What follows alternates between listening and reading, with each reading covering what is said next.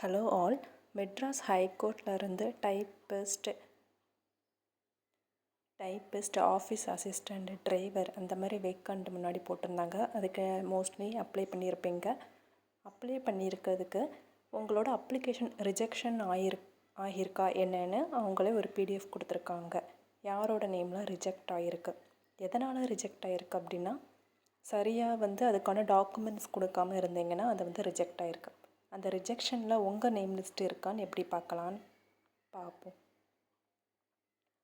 வாங்க பார்க்கலாம். ஃபஸ்ட்டு க்ரோமில் போய் mhec.tn.government.in அப்படின்னு சொல்லி சர்ச் பண்ணிக்கோங்க. இந்த மெட்ராஸ் ஹைகோர்ட் பேஜ் ஓப்பன் ஆகும். இதில் அப்படி ஸ்க்ரோல் பண்ணிங்கன்னா உங்களுக்கு கீழவே செகண்டாக கொடுத்துருக்காங்க rejection list of candidates for the post.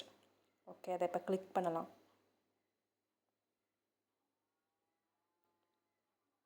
உங்களுக்கு எல்லா ஆல் டிஸ்ட்ரிக்ட் ரிஜெக்ஷன் லிஸ்ட்டையும் கொடுத்துருப்பாங்க.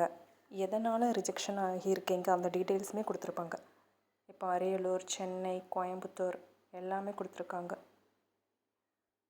தூத்துக்குடி டிஸ்ட்ரிக்ட் இப்போ நான் பார்க்குறேன்.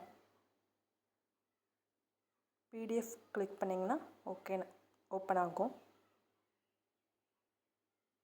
நான் ஆல்ரெடி டவுன்லோட் பண்ணனால மறுபடியும் டவுன்லோட் ஆகியிருக்கு.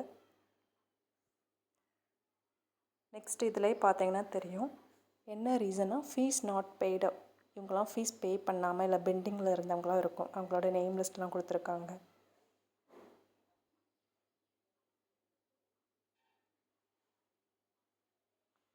ஃபீஸ் பெண்டிங்லே இவ்வளோ பேர் 200 சம்திங் பீப்புள்ஸ் ஃபீஸ் பெண்டிங்லே ரிஜெக்ஷன் ஆகியிருக்காங்க.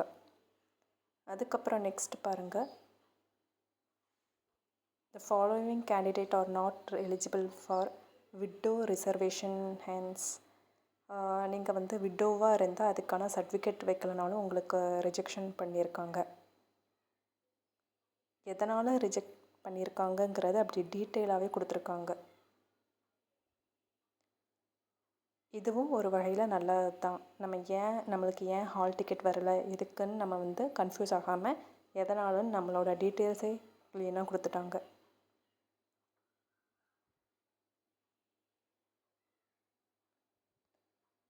Other category with 40% benchmark disabilities.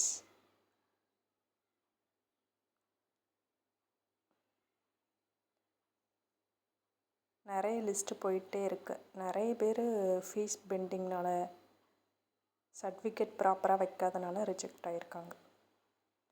Okay, அவ்வளோதான். இந்த மாதிரி உங்களோட டிஸ்ட்ரிக் நீங்கள் பிடிஎஃப் டவுன்லோட் பண்ணி உங்கள் நேம் இருக்கா இல்லையான்னு செக் பண்ணி பார்த்துக்கோங்க.